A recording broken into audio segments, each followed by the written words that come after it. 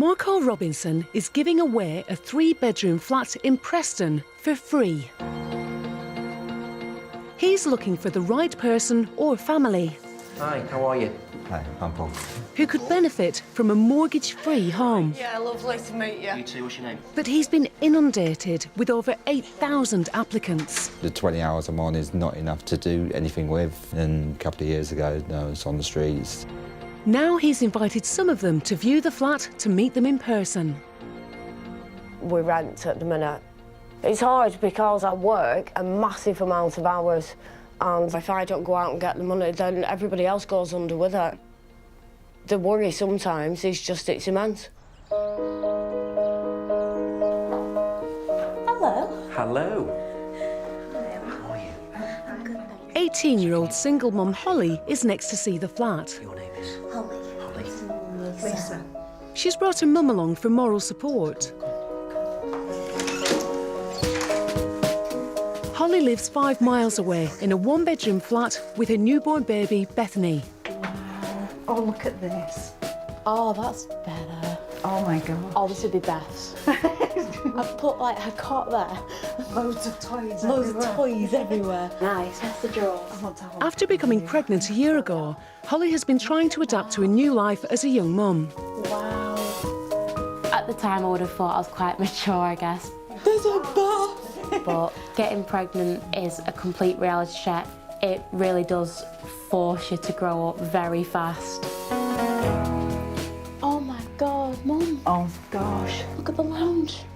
God, it's huge. Oh, Mum. Holly lives in social housing and had just moved into a flat when she discovered she was pregnant. First week of motherhood, it was horrific. I was living off £50 a week for both of us. That's to pay the bills, get all her food and nappies and wipes, plus keep myself fed, the gas and electric on. It was a challenge, to say the least. Can you imagine yourself sat at that table having your Yeah. lasagna or something? Put a high chair there, Yeah. teaching Beth how to eat on her own and everything. Oh, God. Hello. Hi. Wow. We're both scared to touch anything. It's just, it's beautiful. So, Holly, what's your current situation right now? I'm currently in a 1-bedroom flat in Leyland. There's no carpets, it's a concrete floor. Every ceiling, every wall is covered with mould. Did you want to get pregnant? No, I was taking the pill, but I went into hospital for quite a bad infection in my kidneys. Right. And I was on a drip of antibiotics which counteracted it. Everyone was saying, get an abortion, it's better for the baby, but I couldn't bring myself to get rid of her. Living 5 miles apart, Holly can only afford to see her mum once every 2 weeks. She's miles away, but it's 2 bus journeys, about It's an hour and a half. £5 for a day rider to the bus station, and then obviously to see my mum it's another £3, £4. And that tenner buys baby milk. It's awful. She's too far away to help. And I lie awake most nights worrying.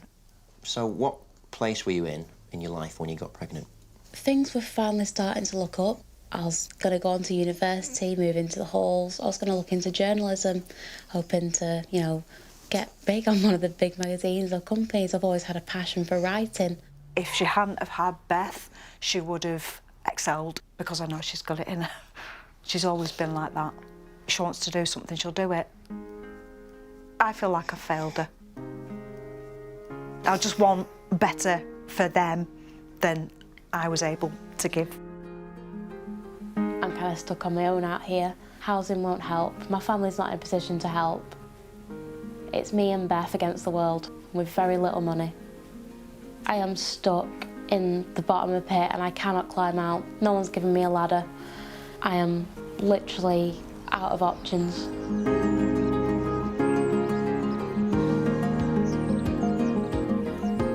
Morco wants to see firsthand just what Holly is up against. Hello. Hi, how are you? So a few days later, he pays her a visit. So, what have you got in here? Basically, where I do most day-to-day things, spend most of my time. I've got lots of second-hand furniture. That's charity shop, nothing I've been able to buy. Holly has lived here for the last 12 months, and despite having a young baby, she's not a priority for a larger property until Bethany turns 3. There's no carpet on the floor, This is the bathroom here. and not even a bath in the bathroom. Just a shower. So what's it like trying to wash Beth in this kind of environment? It's difficult. I fill the baby bath up with the shower head and bath Beth like that. You know, she won't fit in that for more than a month longer, I'd say, the rate she's growing. And she's too young to have a shower. After that, I don't know what I'm supposed to do. That mould is not good. No. You can smell it quite strongly, can't you? Yeah. Mould kind of keeps bacteria, which is going to affect her health. So when she's coughing now, I'm thinking it's from the mould. I'm concerned. I don't know if that's caused it. I don't know if it's just a bug going round. I don't know. Yeah. If it's this flat that's caused it, I'll feel so guilty because it's my fault she's here. With little money, few friends and no family in the area, Holly has no one nearby to turn to for support. It's horrible. I've gone the whole day without any company, just in this flat. I keep the TV on just to hear another voice as company, really. Meeting Holly and going to her place, no carpets on the floor, mould on the roof, water dripping down the walls, extremely isolated from everybody, can't cope.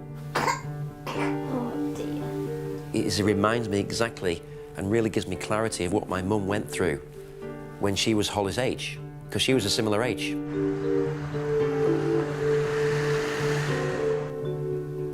How old was I then? 7-ish.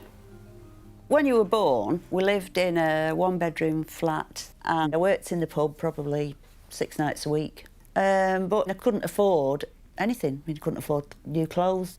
So that was hard. And then things went wrong with my marriage because he just gambled the money away.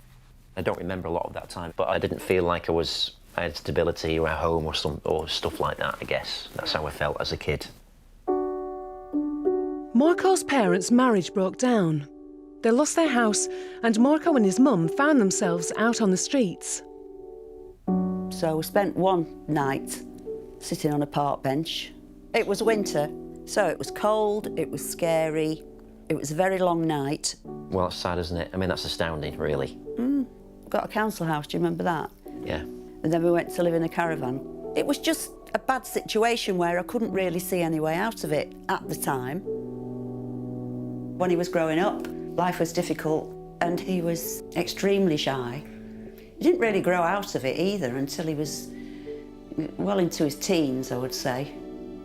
He's a strong character, but he's still sensitive, still vulnerable, and it's made him think more about the plight of others, if you like. Back at the free flat, Good afternoon. Yeah. Marco is meeting more and more people who are struggling with housing issues of their own. I'm living in a big transit van. How long have you been doing that, living in a van? About 2 years now. Right. And I've never really had somewhere I could call home. Across the UK, a chronic shortage of affordable housing You're most welcome. There you go. means that 150 families a day are being made homeless. I go to work every day and it's not fun coming home and begging for your money. I just want to be able to give my children a safe place. I can't even contemplate giving this to the wrong person. I just couldn't live with myself, not being able to give it to the people that really, thoroughly deserve it, and it would make a huge difference to them. Hello. Mahmoud. Sorry? Mahmoud. Mahmoud. Yes. And Marco.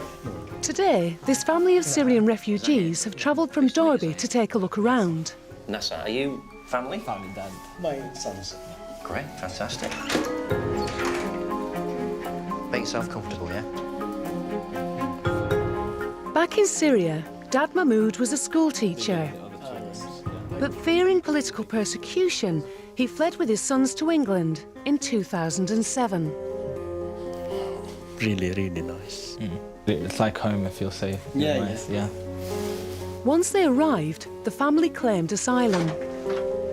Everything beautiful in this house, in this flat. Everything clean, everything. Hi, you all right? Yeah. Come and have a seat. Please. The claim failed, and the family are now waiting to hear if their appeal has been successful. So, We are Palestinian nationality. okay. We live in Syria 10 years ago. I took my sons and ran away to here.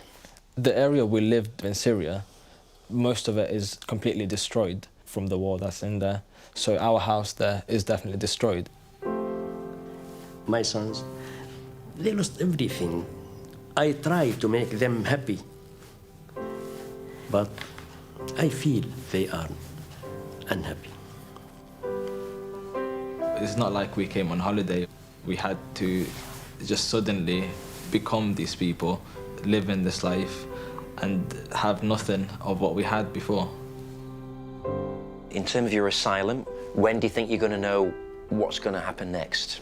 The government should be Considering our case. Considering your case? At the minute, yes. While their asylum case is pending, the family are not allowed to work, so they've been reliant on the Home Office for housing and financial support. So what's your existing living conditions right now?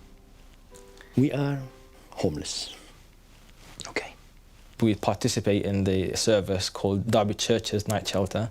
We sleep in the churches every night. So how does that make you feel about life right now? My dad is very depressed. I'm really worried about him. He's 62 years old. We don't have any hope toward the future. We can't just live as other human beings. There we are, gentlemen. Thank you so much. Thank you very All the much. best. Good luck. Thank you very much, sir. Wow. To be in this situation is diabolical. It's very difficult, this, because you've got people saying, well, foreigners coming into the country, taking our homes. Then you actually meet these people, and as a human being, you feel for them. I mean, you see Syria on the news every day, but you don't see the people that are suffering. It's extremely difficult to have any kind of prejudice when you hear the true story of what's going on. The Alleys have been sleeping on church floors in Derby. They often share this space with up to 40 of the city's homeless. We come here every Monday. We sleep on the floor, but we don't sleep at all because a lot of people just snore and shout all night, and we don't feel safe. So sometimes we just stay awake most of the night. When the Alleys came to the UK as asylum seekers, they were housed together by the Home Office. But in December 2016, Dad Mahmood was told he'd have to live elsewhere and be forced to live away from his sons. Desperate to stick together, they prefer to sleep in the churches rather than live apart. What's it actually like spending a night in one of these places? Not safe. Many people, alcoholic, use drug people, and no education. Many times, the people come to us and shout it and push us. But with spring on its way, soon they won't be able to stay here at all, as the homeless shelter is only open during the winter months. After 1 month, the churches will close, the night shelters program will stop. We don't have any place. So there's no way you can go? Anywhere. We have to go to street.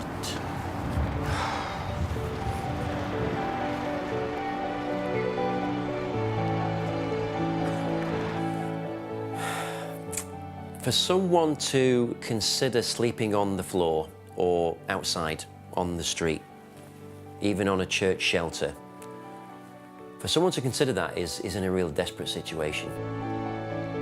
But that family sticking together is what life's all about.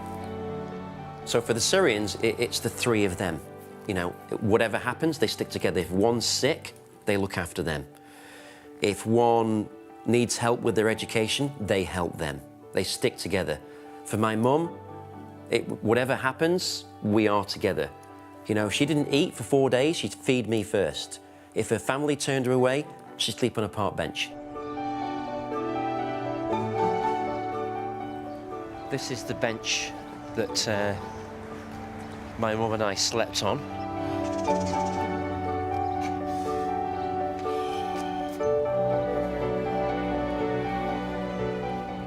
When I sit down, I'm trying to remember through my mum what it would be like sitting here with a child and having nowhere to go. I mean, how hopeless is that feeling? You can talk about nice cars, you can talk about having loads of money.